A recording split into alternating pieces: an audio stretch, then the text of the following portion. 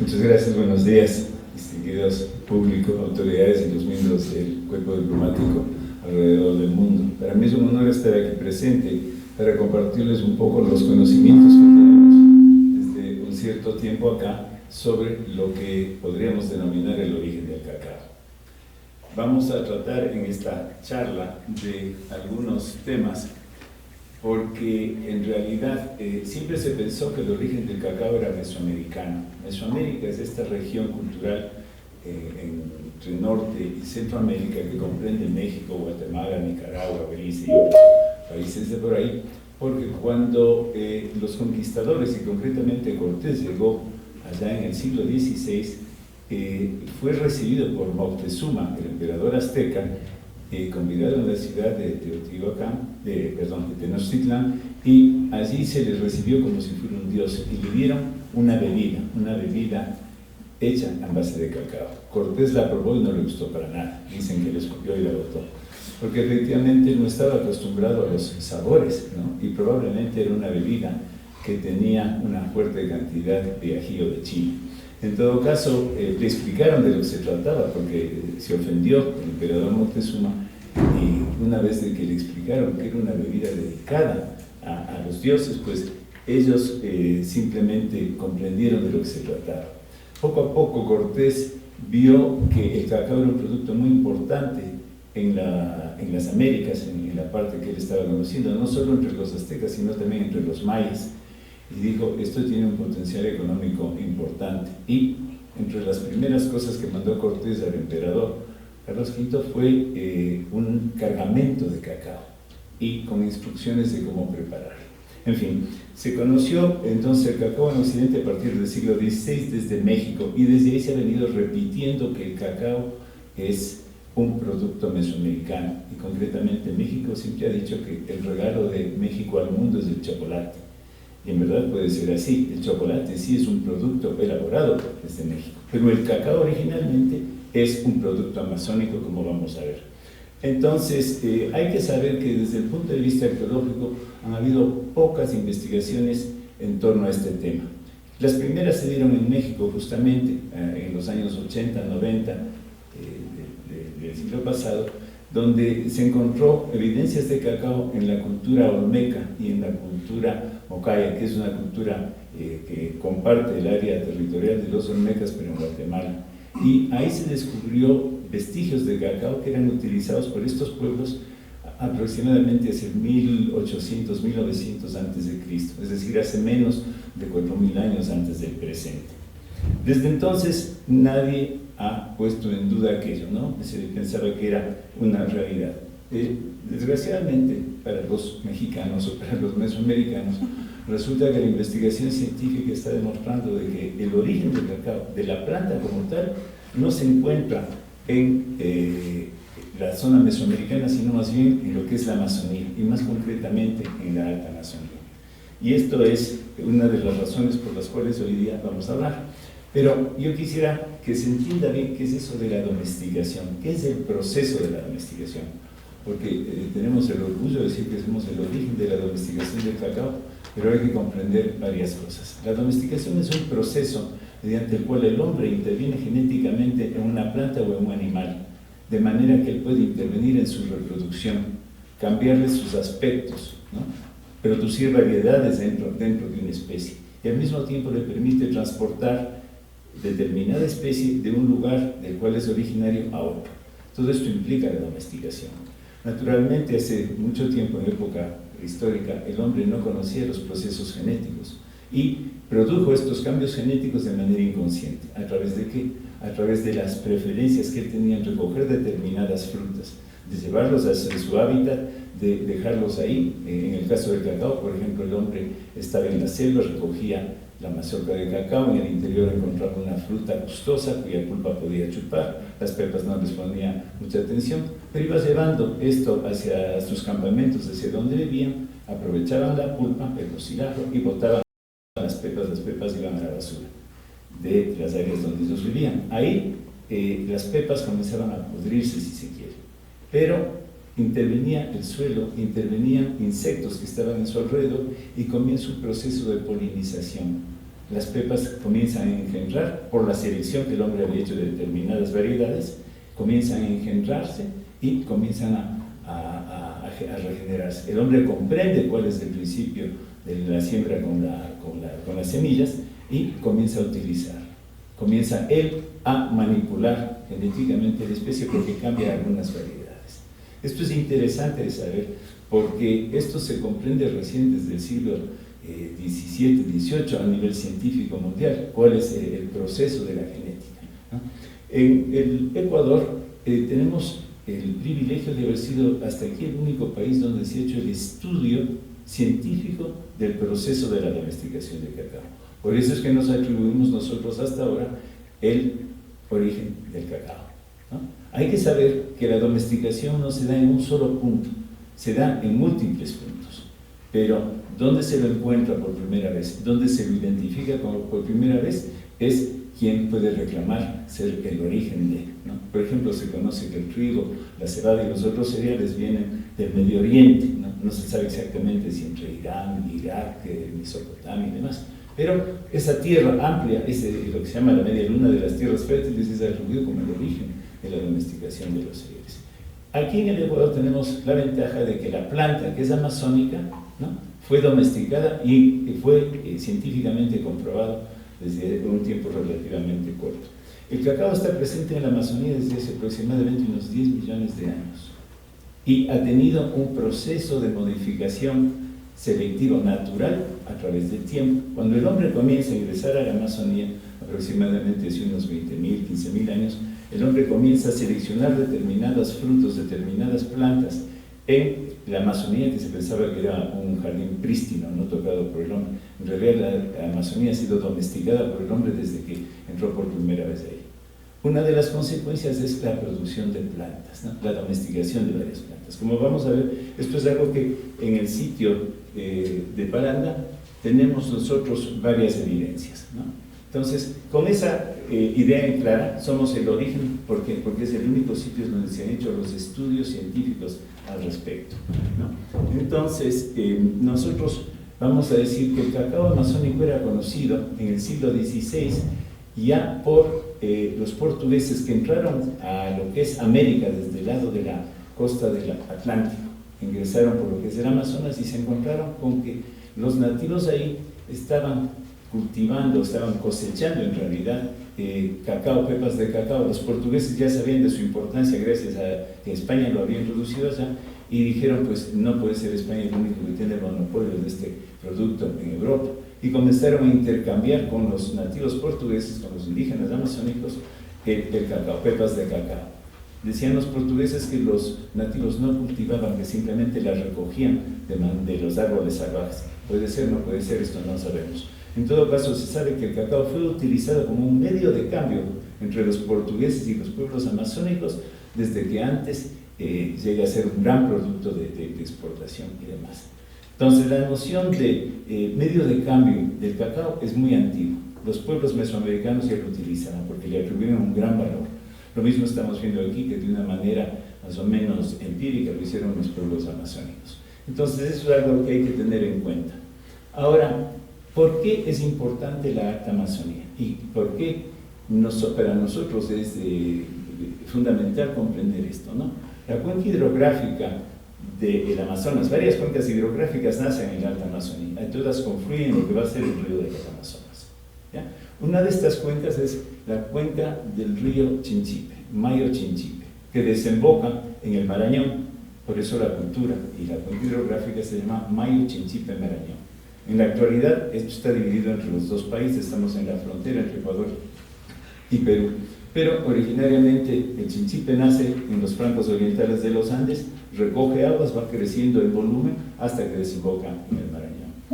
Hay un factor muy importante que tenemos que tener en cuenta. Toda la región comprendida por lo que es Zamora, Chinchipe y el norte del Perú están en un área geográficamente denominada la Depresión de Huancabamba. ¿Qué significa esto? Significa que la cordillera de los Andes, que mantiene una altura regular más o menos desde la Patagonia prácticamente hasta Venezuela, tiene en este sector que se llama la depresión de Huancabamba sus alturas más bajas. La cordillera baja progresivamente y vuelve a subirse. Este es un factor importante porque permite la comunicación entre la costa del Pacífico, la sierra y las tierras orientales con relativa altura, con una relativa altura baja. En el Perú, por ejemplo, hay un paso que se llama el Abra de Procula, que uno puede cruzar la cordillera a 2.150 metros de altura, porque no es nada menos que Quito, ¿no? En la zona donde nosotros estamos estudiando, en la zona de Zamora Chinchipe, el paso de montaña puede darse a alturas entre 2.700 y 2.500 metros de altura. Esto es fundamental, como luego vamos a comprender la importancia. Entonces, estos factores geográficos hacen que la Alta Amazonía, y concretamente donde estamos trabajando, sea importante, porque es una de las zonas del mundo donde tiene el mayor índice de biodiversidad, ¿no?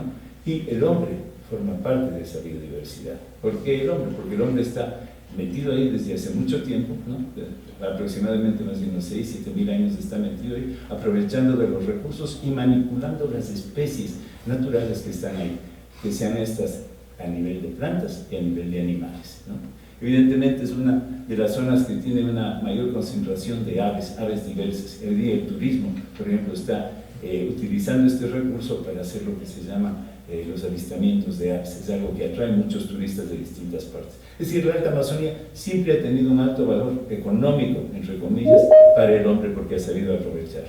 Cuando los arqueólogos hemos entrado allá, hemos comenzado a estudiar el paisaje, que es lo primero que se hace, y se han encontrado vestigios de antiguos jardines, de antiguos huertos que tenían los pueblos ahí, de cómo el hombre había modificado un poco la naturaleza.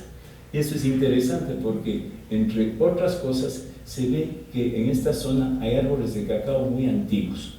En realidad nosotros, los arqueólogos, no éramos los más calificados para decir esto, pero había un grupo del INIAP y del CIRAD. El CIRAD es un centro internacional francés que colabora en distintas partes del mundo para hacer estudios y mejoras en todo lo que es la producción agrícola. El CIRAD y INIAP estaban haciendo estudios sobre el cacao para ver cómo se podían combatir las enfermedades que atacan al cacao, ¿no? Como la salmonellosis, la escoba de bruja y demás, que son las plagas que han destruido los cultivos del cacao tradicionalmente. Ellos encontraron que en esta zona aparecían los árboles más antiguos y los más fuertes de cacao en todo el territorio ecuatoriano. Los hay en la Amazonía, pero en esta zona de Zamora Chinchipe habían los árboles más grandes, más antiguos y algunas variedades de cacao. Esto es importante decir porque la Alta Amazonía, siendo un espacio que para nosotros ha sido el sinónimo de barbarie, porque desde el siglo XVI, cuando llegaron los españoles allá, estas tierras estaban pobladas por lo que en esa época se llamaban los jíbaros. Jíbaro es hoy día un término despectivo que es rechazado por los pueblos nativos, que son los shuaras, los ashuaras, los aguarunas, los aguajún, gente que está viviendo en esa zona. Y como desgraciadamente la fama de estos señores no era muy atractiva, eran sinónimos de barbarie, eran las personas que fabricaban las zanzas, mantenían un estado de guerra intertribal continua, no eran precisamente los ejemplos de civilización. La cultura material que ellos han utilizado desde hace mucho tiempo, por lo menos desde el siglo VII de nuestra era, es algo bastante rudimentario, bastante rústico si se quiere, y no ha tenido mayores cambios. Esto lo digo como arqueólogo. El arqueólogo es un historiador que hace sus trabajos, sus investigaciones en base a la cultura material. El arqueólogo tiene que comprender la cultura material, identificarla, estudiarla, ver cómo va cambiando a través del tiempo, ¿no? Esos son los datos que maneja el arqueólogo, al mismo tiempo que los datos del medio ambiente. Entonces, fíjense bien en cuáles son las formas y las decoraciones de estas cerámicas, en este caso, que utilizaban estos pueblos. Vamos a ver cómo esto cambia gracias a que los estudios arqueológicos en la zona nos llevaron a descubrir una cantidad de sitios arqueológicos en lo que es la provincia de Zamora Chinchipe. Hemos encontrado más de 400 sitios arqueológicos de distintas épocas. Los más antiguos corresponden a lo que hoy día llamamos la cultura Mayo Chinchipe Marañón, que no se conocía antes de nuestra intervención ahí, no se conocía porque nadie se había metido a trabajar en esa zona. Y en parte nadie había trabajado en esa zona porque Es una zona fronteriza que ha tenido más de 200 años de conflicto perpetuo con la hermana república. Entonces era una zona donde no se podía entrar fácilmente hasta la firma de la paz en el año 99. Era una zona a la cual no se podía ingresar sin el permiso específico del Ministerio de Defensa. Es decir, apenas se firmó la paz, un grupo de estudiosos, arqueólogos que trabajábamos en el IRD, en el Instituto de Investigación para el Desarrollo en París, decidimos que era la buena ocasión de volver al Ecuador, volver a trabajar ahí, y en una zona donde nadie se había interesado, en una zona donde no se podía entrar. Entonces, desde el año 2000 vinimos al Ecuador, establecimos una misión arqueológica en convenio con el Instituto Nacional de Patrimonio Cultural y iniciamos este proyecto. Yo he estado trabajando en esta zona durante ya 25 años y los resultados que hoy día vamos a presentar son parte de un proceso que ha llevado muchos años. La primera evidencia científica del cacao la recuperamos en el año 2010, como vamos a ver, gracias a la intervención de determinadas personas. El sitio se llama Santana la Florida, es el sitio donde hemos encontrado las evidencias principales, ¿no? Es un sitio que ha sido muy estudiado y que tiene alrededor de 32 fechas, tiene 32 fechas de carbono 14 que nos aseguran su antigüedad y cómo a través del tiempo han ido sucediendo distintos pueblos. No entro en muchos detalles, sepan que es una cultura muy antigua, sepan que es una cultura que tiene aproximadamente 6.000 años y que las primeras evidencias del cacao fechadas hasta la fecha tienen entre 5.500 y 5.300 años antes del presente. Recuerden lo que les dije de los olmecas. Ellos tienen evidencias arqueológicas de uso de cacao que no tienen más de 4.000 años antes del presente. Es decir, nosotros tenemos una anterioridad marcada con relación al uso del cacao en esa zona. El sitio arqueológico, para mí es importante que ustedes comprendan esto, porque cuando hablamos de Mesoamérica hablamos de las grandes culturas, los aztecas, los mayas, los olmecas. Era gente que tenía un grado de desarrollo tecnológico y social muy avanzado. Pues si es que yo no encuentro algo parecido, no puedo comprender cómo esta gente pudo domesticar el medio ambiente y al mismo tiempo llegar a la domesticación, no solo de naturaleza y de determinadas plantas, sino también de las relaciones que hay en distintas partes de los poblados. Es un sitio ceremonial, es un sitio monumental, donde hay vestigios en arquitectura en piedra, ¿no? Y es interesante saber que el hombre modificó el espacio. A orillas del río Valladolid, de una de las cabeceras del río Chinchipe, ellos establecieron un centro ceremonial modificando la planicie natural, construyeron 2 plataformas o pirámides truncas, si se quiere, a los lados, y en la parte central tuvieron lo que llamaban una zona cívica, una plaza donde ellos se reunían para hacer sus festividades, sus ceremonias, sus actos sociales y demás. Esto es interesante porque transformaron el espacio y además construyeron ahí con técnicas muy avanzadas, ¿no? Hay un plano, había un plano de cuál es el sitio. Fíjense un poco la arquitectura de las construcciones que estaban ahí. Esto es interesante porque aquí estamos ante una arquitectura y ante una ingeniería bastante avanzada. Hay una ingeniería especial, una técnica de construcción especial de estos montículos que nosotros hemos denominado la arquitectura en espiral, porque se construyen elevaciones en el terreno a través de círculos concéntricos y acumulaciones de tierra sostenidas por muros de contención, ¿no? Varios círculos concéntricos se van estableciendo y se van formando en tamaño y en altura estas plataformas. Es interesante esto porque en una de estas plataformas se encontraron tumbas y en el interior de las tumbas se encontraron ofrendas funerarias donde se encontraron las evidencias del cacao. Fíjense, en el centro de la espiral ¿no? Encontramos una hoguera, y en esta hoguera, en el fondo, encontramos unas ofrendas. Fíjense la calidad de los objetos que aparecen ahí. Estos 2 medallones de piedra, es piedra verde, una es amazonita, la otra es una especie de arenisca verde, ¿no? Son piedras hechas por un pueblo cuya calidad estética y tecnológica son asombrosas. No se había encontrado nada parecido antes, ni siquiera en Valdivia, ¿no? Que es contemporáneo con esto, y peor en la Amazonía. Es decir, esto es interesante porque nos da una idea del grado de desarrollo tecnológico y sociocultural que ya tenía este pueblo.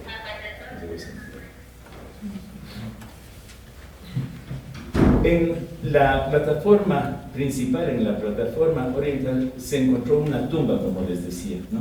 Y esta tumba fue muy interesante porque por primera vez se encontraban vestigios de múltiples tipos de cultura material. Apareció cerámica, apareció instrumentos de piedra, pero también aparecieron vestigios que son provenientes de la costa del Pacífico. Aparecieron conchas del Golfo de Guayaquil, de la zona del Golfo de Guayaquil, que ideológicamente son muy importantes para las culturas y de la civilización andina. Apareció en este sitio, en esta tumba, que hace aproximadamente 5.000 años, se encontraron vestigios de Spondylus y de Strombus, las dos conchas sagradas de la civilización andina. Probablemente ustedes saben la importancia que ha tenido el Spondylus. El Spondylus es una concha marina que ha sido utilizada como medio de cambio. Se decía que inclusive pudo haber sido la primera moneda que se utilizaba aquí. Son un poco de especulaciones. Lo cierto es que en la mitología andina, la concha Spondylus y el caracol marino, el Strombus, que ustedes ven ahí, o el pututo, la mayor parte de ustedes saben lo que es un pututo, no hay celebración indígena o tradicional donde no se comienzan las festividades soplando esta trompeta, que es el pututo, ¿no? Este caracol. Este factor es el elemento masculino y el Spondylus elemento femenino en la mitología andina. Cuando hay la unión de los dos, se produce el efecto de la fertilidad. Y la fertilidad de la tierra es fundamental en zonas como el desierto peruano, ¿no? El culto del Spondylus y del Strombus es muy practicado. Nacen en lo que es el Ecuador, en la cultura valdivia, pero progresivamente se va regando a través de la costa peruana, porque ahí sí necesitan ellos introducir fertilidad. Y es interesante. Ahora, ¿por qué aparecen estas conchas marinas en la Amazonía? Ahí no se necesita fertilidad, ¿no? Ni siquiera se puede pensar que llegaron allá como alimentos, no podían haber sobrevivido, se hubieran dañado, la gente que comía eso se hubiera enfermado. En todo caso, lo que sabemos es que había un intercambio de valores ideológicos, lo mejor que yo tengo de la costa con lo mejor que yo tengo de la Amazonía. Y este intercambio se ve materializado en estas evidencias, ¿no? Es la ideología la que hace que se dé el progreso tecnológico y el proceso sociocultural. La influencia de quienes manejan esa ideología es fuerte, y eso es lo que vamos a comprender. En la foto había algunos objetos de los adornos corporales hechos en turquesa, malaquita y otras piedras verdes importantes. Esta gente no conocía los metales todavía. Los metales en lo que es el Ecuador y lo que es los Andes no comienzan a utilizarse sino prácticamente unos 3.000 años después de esto, ¿no? Pero la gente ya se diferenciaba socialmente con determinados adornos corporales y que utilizaban recursos que no son abundantes. La piedra turquesa, la malaquita, ¿no? Son trabajados y no solo se contentan con hacer perlitas para collares, sino también las esculpen y producen objetos que tienen un valor ideológico importante. Me estoy demorando en esto porque es fundamental que ustedes comprendan cuál fue la sociedad que llevó a la domesticación del cacao. No eran cazadores, recolectores, salvajes que andaban regados por la Amazonía. Era un pueblo sedentario que practicaba la agricultura, como vamos a ver, y que manejaba técnicas tecnológicas muy importantes, como por ejemplo la alfarería. Fíjense, estos objetos en cerámica, los objetos de la parte superior, que no tienen nada que ver con lo que vimos de la alfarería de los pueblos shuaras, ashuaras, etc., ¿no? De los pueblos más recientes, ¿no? Son objetos hechos en cerámica con una destreza tecnológica, ¿no? Que se permiten recrear formas de la naturaleza como plantas. Ahí estamos viendo zapallos, estamos viendo calabazas, estamos viendo el cacao, ¿no? Pero también estamos viendo la representación del ser humano. En la misma tumba aparecieron objetos en cerámica más comunes y unos objetos en piedra, unos cuencos en piedra con una iconografía grabada que vamos a ver, muy importante. Este objeto se ha convertido más o menos en la pieza emblemática de lo que es el cacao para el Ecuador.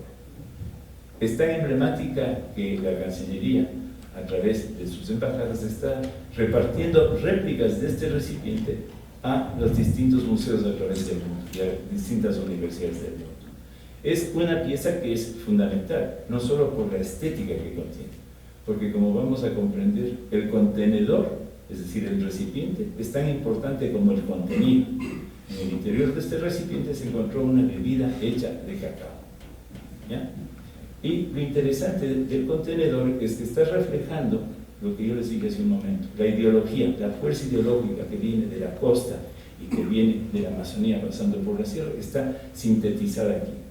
Es la representación de un individuo que emerge de una vaca de conchas cónticos.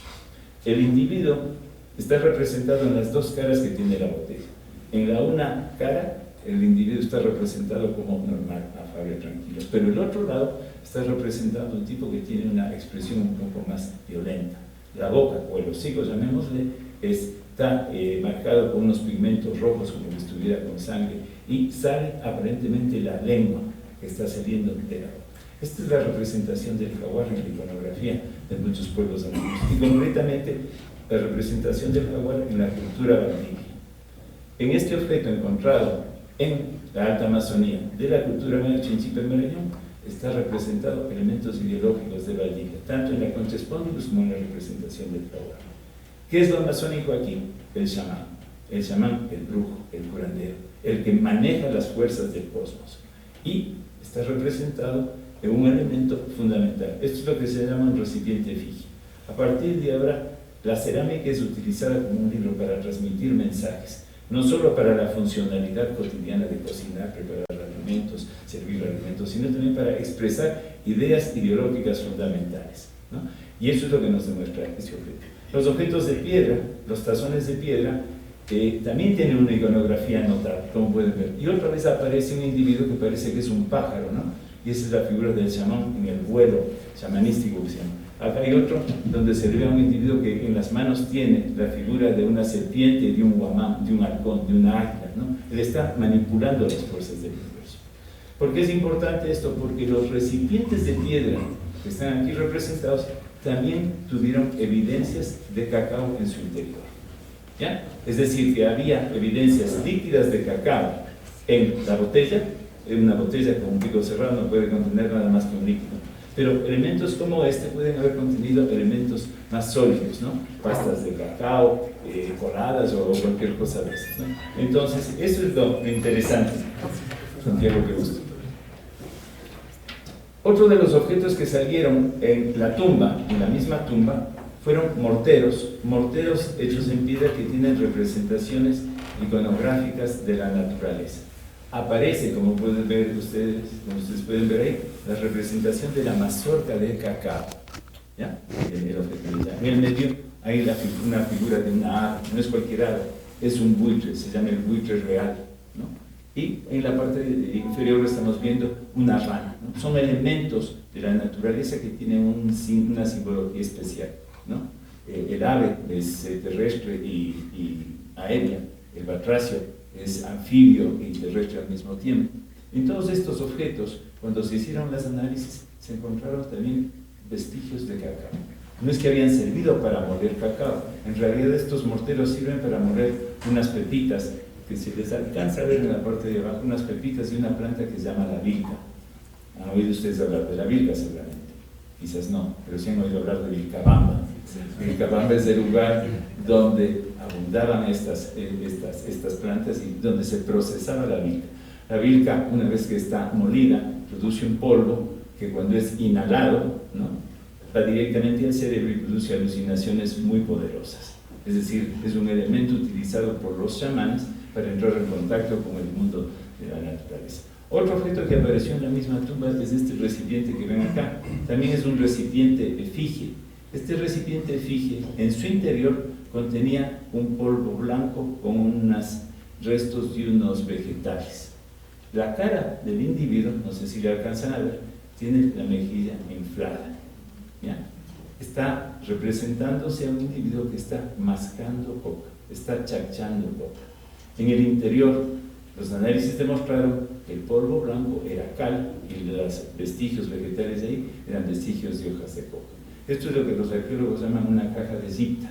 La caja de Zipta es donde se mezclan las hojas de coca con la cal, se las mezcla bien, el individuo mete eso a la boca, comienza a masticar y la boca se convierte en un laboratorio químico. ¿Por qué? Porque la saliva que está mojando el polvo y la masticación de la coca hace que se extraigan los alcaloides que tiene la coca. La coca no es un alucinógeno, es una sustancia que en realidad tiene muchas propiedades. Entre otras, disminuye el hambre y fortalece el individuo que está, le quita la noción de cansancio. me permite hacer actividades un poco hasta sobrehumanas, ¿no? Hay, por ejemplo, representaciones de remeros en la cultura torita, que están remando en alta mar y demás, y que tienen el cachete inflado, están masticando coca mientras están ejerciendo una tarea física muy notable. Esta es la primera representación de la masticación de coca, y la primera evidencia también de la coca mezclada con la cal que hay en las Américas, ¿no? Entonces, tenemos representaciones de la naturaleza, ¿no? Tenemos el cacao en piedra, en cerámica, y es bien interesante, es decir, genial, esta gente conocía el cacao, so what? ¿Y qué? ¿No? ¿Qué significa eso?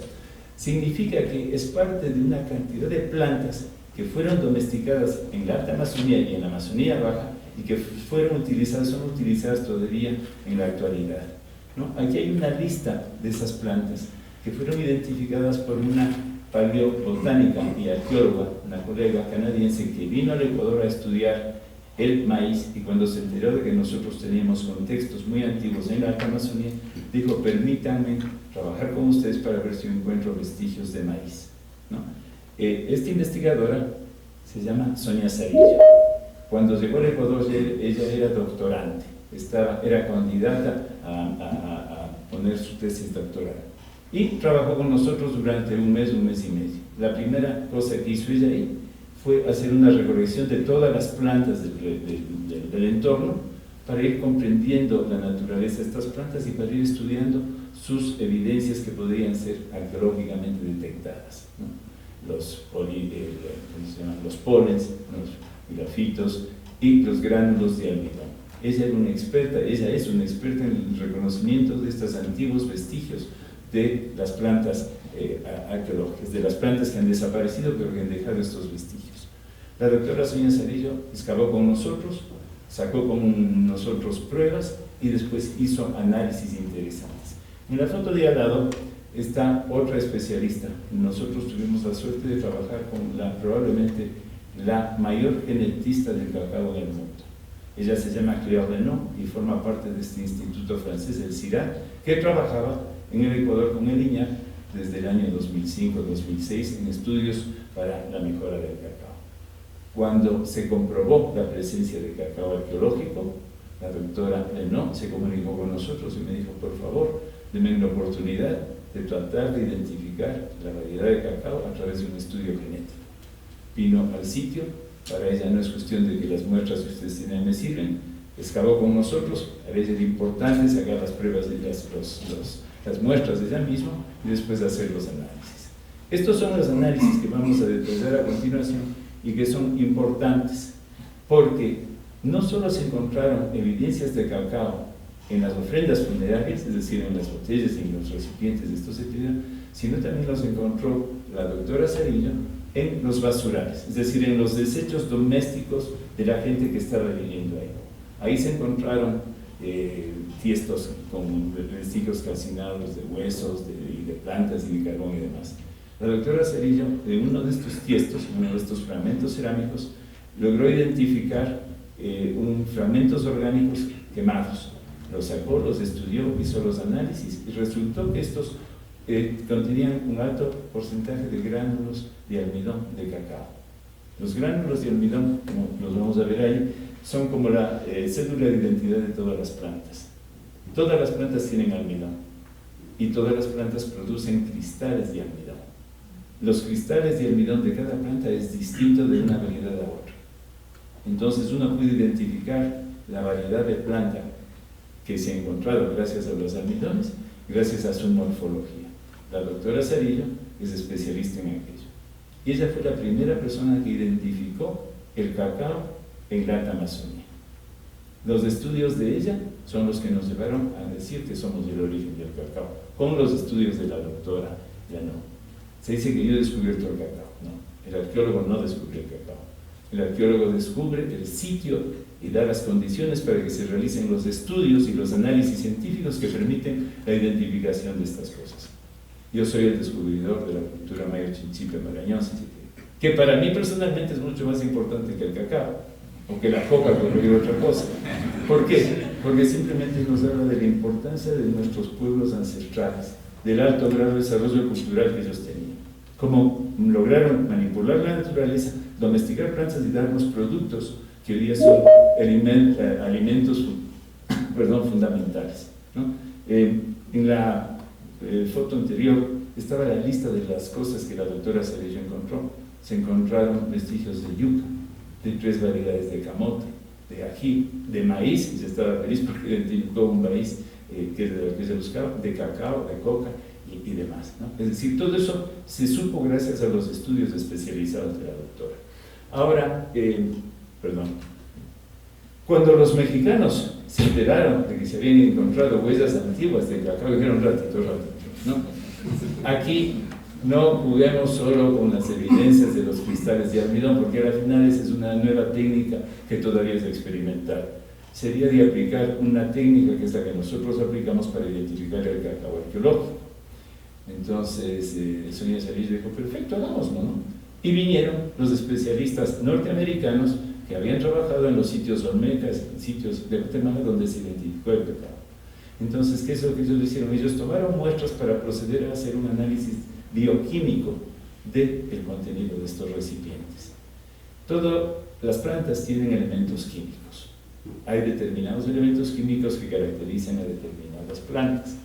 El cacao, por ejemplo, tiene 3 elementos químicos fundamentales: la teobromina, la cafeína y la teofilina. Cuando aparecen estos 3 elementos juntos, solo se está ante la presencia del cacao, y concretamente del teobroma cacao. Entonces hicieron estas pruebas y pues tuvieron que admitir que efectivamente lo que se había encontrado aquí, no solo por los almidones de cacao, sino con estas firmas bioquímicas, ¿no?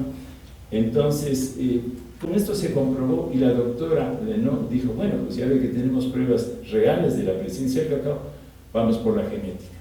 Ella hizo las excavaciones con nosotros, sacó sus muestras, y después se puso a hacer muestreos en distintos otros objetos arqueológicos que habían salido antes en el mismo sitio. Ella no participó en la excavación, pero que ella vio y pudo hacer sus análisis. Esto le permitió a ella a identificar el antiguo ADN y además a secuenciar el antiguo ADN.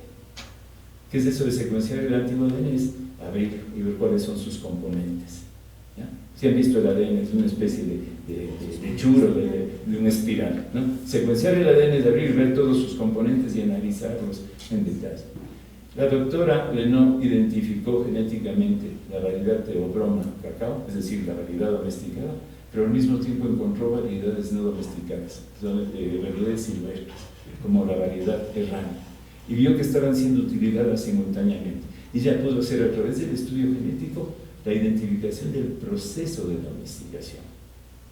A la doctora Lenó se le debe que somos el origen de la domesticación del cacao. ¿Por qué? Porque ella identificó el proceso científicamente.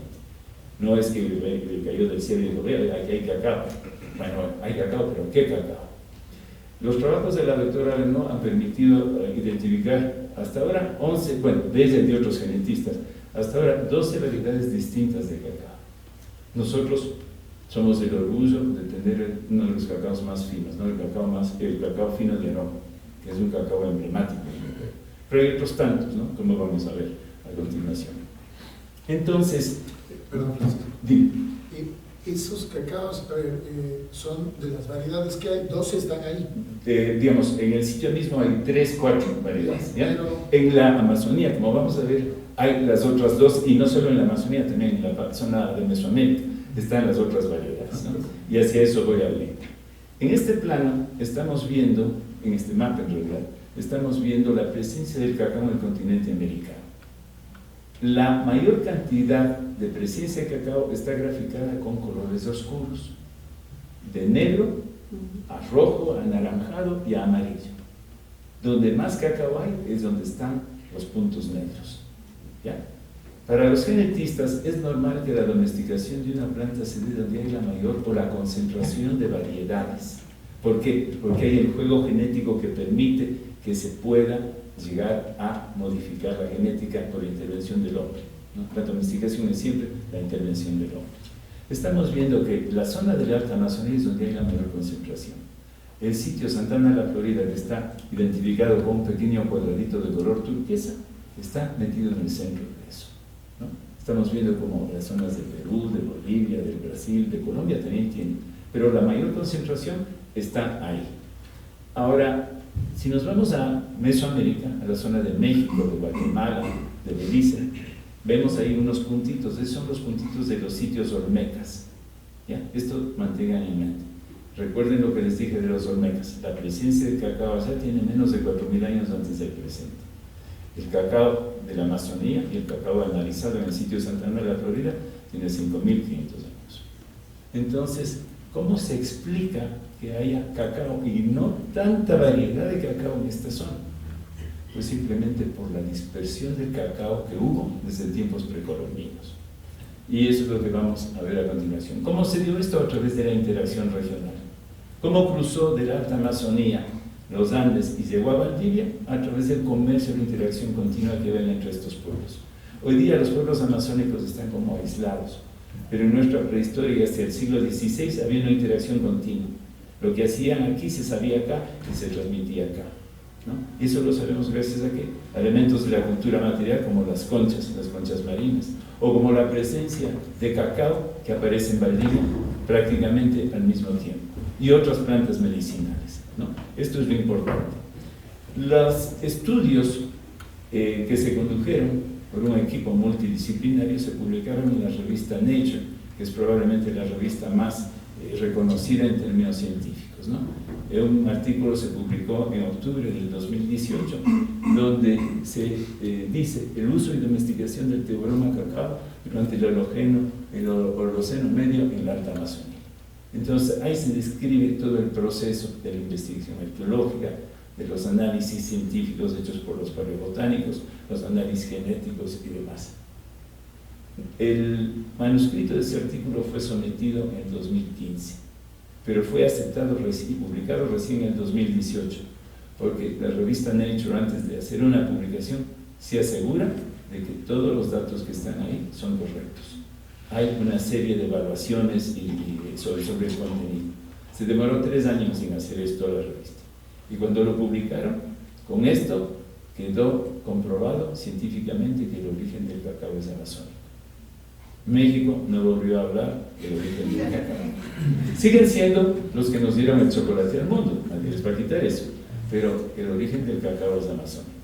Los estudios no se han detenido. La doctora Areno, una vez que identificó la metodología y tuvo el protocolo para identificar el cacao en vestigios arqueológicos, procedió a hacer un estudio más sistemático. Entonces ella fue a las colecciones de los museos en Ecuador, en Colombia, en Panamá, en Guatemala, en México, y comenzó a realizar estudios. Y en enero del año pasado publicó esto que dice la historia del cacao revisitada, de la domesticación en los tiempos precolombinos, revelados a través de los enfoques arqueogenómicos. Entonces ella siguió haciendo estos análisis y logró comprobar que de todas las variedades que hay ahí, algunas son específicas de la Amazonía y otras han salido de la Amazonía y se encuentran en el resto del continente. Aquí tenemos una foto de las 12 variedades de cacao que existen y cómo están repartidas ahí.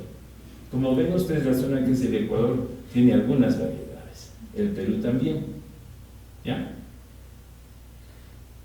Y como hay algunas que están allá en lo que es México, Guatemala y demás, y que resultan ser las que salieron originariamente de aquí y llegaron para allá. ¿Cómo se hace el estudio de la dispersión? A través del estudio arqueológico de las evidencias del cacao. No siempre se pueden hacer los estudios in situ, en las excavaciones y demás, pero los vestigios arqueológicos guardan las huellas de la utilización de cacao. Los estudios de la doctora Arano lograron comprobar cómo progresivamente fueron saliendo desde aquí, subieron por la costa del Pacífico y llegaron eventualmente allá. En Panamá hay un sitio que se llama Las Almas, donde hay la evidencia de un cacao no tan antiguo como el de la Amazonía, pero no tan reciente como el de México y demás, ¿no? Es un cacao que tiene como 3.000 años como 3.500 años antes del presente, antes de Cristo en nuestro caso. Esos tienen 3.500 antes del presente. Es decir, un cacao que está en la evolución de... Esto es interesante porque este estudio ha servido para tener un poco más clara cuál ha sido la manera y la velocidad en que se dispersó el cacao a través de América. Nuestros colegas peruanos, como ustedes deben haber visto continuamente, están reclamando ellos también el origen del cacao, ¿ya? Y concretamente mi colega Quirino Rivera, que es un arqueólogo peruano que trabaja en la región de Jaén de Bracamoros, recordarán ustedes, ¿no?, lo que se decía, Jaén, Mainas o la guerra, se decía, ¿no?, en época. Era una zona de conflicto que fue siempre parte de la Real Audiencia de Quito, que a partir de 1821 se declaró a favor de la Constitución peruana y son parte de la República Peruana. Mi colega peruano está diciendo que el Perú es el origen de la domesticación del cacao y lo está publicando en numerosos lugares. En las redes sociales está invadido de esto, ¿no? Es parte de la mercadotecnia que está utilizando el Perú para promover, con justa razón, un cacao de alta calidad que tiene el Perú. El Perú tiene cacaos finísimos, no solo la variedad del fino de aroma. Pero aquí hay una tergiversación. Mi colega Quirino está utilizando la última publicación de la doctora Leno para decir que ellos tienen las fechas más antiguas. En el mismo artículo de la doctora Leno está especificado lo que vemos aquí, el cuadro de las antigüedades de la presencia del cacao en los distintos países donde se efectuó los análisis. La parte que corresponde al Ecuador están todas las culturas de la costa ecuatoriana. Luego está el Perú y demás, ¿no? Cuando uno ve las muestras del Perú, las muestras de la presencia de cacao en el Perú, son muestras que yo, con mi colega Quirino, tomamos juntos porque a mí me enseñó la doctora cómo hacer los muestreos, ¿no? Lo hicimos en una zona intermedia de un vestigio que lo está excavando. Y las fechas que resultaron ser son de 1800 a 1600 años antes de Cristo, cuando nosotros tenemos 3500 años antes de Cristo. Pero como la publicación es así, pues ellos aprovechan, están diciendo. Entonces, cada vez que ustedes hagan los trabajos científicos de la doctora Leno en compañía del doctor Quirino Rivera, están demostrando que el cacao más antiguo viene del sitio o de la Huaca Montegrande ubicada en Jaén, pero no es así. La fecha que se tiene de ahí es de 1800 años antes de Cristo. Es un cacao muy antiguo, pero no es el más antiguo. Ahora, yo personalmente pienso que ellos también tuvieron el mismo cacao. Perdón, estamos hablando de 3500 versus 1800. Así es. Eso hay que saber decirlo frecuentemente. No titubear. Entonces, la simple discusión es así, cuando alguien te dice, ya está. Es importante esto, tenerlo clarito. Los hechos están aquí. Pero yo no dudo de que ellos tengan un cacao tan antiguo. No dudo que eventualmente en algún sitio en el Perú se puede haber dado un proceso de domesticación de una de las variedades. Pero el problema es que para eso se necesitan estudios científicos, genéticos, arqueológicos, que lo demuestren. Hasta la actualidad eso no hay. Las únicas evidencias arqueológicas que ellos tienen son las excavaciones de mi colega en Montegrande y la intervención nuestra, y digo nuestra porque a través de los análisis de Cleo Leno, del muestreo que yo hice ahí, se tiene la evidencia específica y concreta del cacao en este sitio. Pero, insisto, ellos pueden tener. Si nosotros, situados a 1000 metros de altura, tenemos cacao de tan antiguo y la domesticación, acá a 700 y 400 metros de altura, puede haber procesos de domesticación, tienen cacao al mismo tiempo. ¿Por qué? Porque esta zona además es una zona que produce cacao tradicionalmente, estaba presente en la selva. Y hay cultivos y plantaciones de cacao desde fines del siglo XIX ahí, por compañías italianas, en la zona de Bagua, en la zona de Jaén. ¿Ya? Es decir, que el cacao ante ellos también es un producto tradicional y emblemático. Pero, insisto, los únicos estudios científicos y completos efectuados sobre la domesticación del cacao se realizaron acá, gracias a la confluencia de un equipo arqueológico, de un equipo de paleobotánicos y de un equipo de genetistas, encabezado por la doctora Leno. Para poder llegar a hacer nuevamente estos estudios se necesita otra vez que confluyan estas tres fuerzas para hacer los estudios ante las nuevas evidencias. Entonces, con eso creo yo que podemos terminar la charla. Lo que vimos antes en el mapa del cacao se puede seguir a través de las rutas marinas, ¿no? Se han hecho hoy día estudios con inteligencia artificial y modelización de cuánto tiempo llevaría salir en una balsa desde las costas de Manabí, por decir algo, ¿no? O de Guayas, y progresivamente subir hasta allá. Y se calcula que en un proceso de cabotaje, es decir, ir parando, esto puede llevar algunos meses. Las plantas de cacao, cuando salieron originariamente de la Alta Amazonía y cruzaron los Andes, en esta zona donde la depresión de Huancabamba le permitía hacerlo a una baja altura, ¿no? Y en un tiempo relativamente corto, permitió que sobreviva la planta que se sacó de la Amazonía. 3 días después estaba siendo sembrada en lo que sería la cultura valdivia, ¿ya? Este mismo proceso fue lo que se hizo a través de la costa del Pacífico. Fue sacando poco a poco, con variedades distintas. El cacao que se siembra en otro lado está sujeto a otros factores de polinización. Las variedades de cacao se dan por el tipo de suelo, el tipo de polinización que se están dando y por los árboles que están alrededor del área. Eso es lo que da las variedades de cacao genéticamente comprobadas. Si tenemos esto en claro, entonces vamos a poder decir con orgullo, sí, Ecuador es el origen del cacao hasta ahora, porque el día de mañana puede venir otra cosa, ¿no? La ciencia avanza y fíjense, desde el 2018 hasta el 2024, cuánto avanzó la ciencia y cómo nos permitió identificar las huellas del cacao a través del continente americano. Entonces, con eso les agradezco por su paciencia. Si tuvieran preguntas, contento de responderlas. Muchas gracias.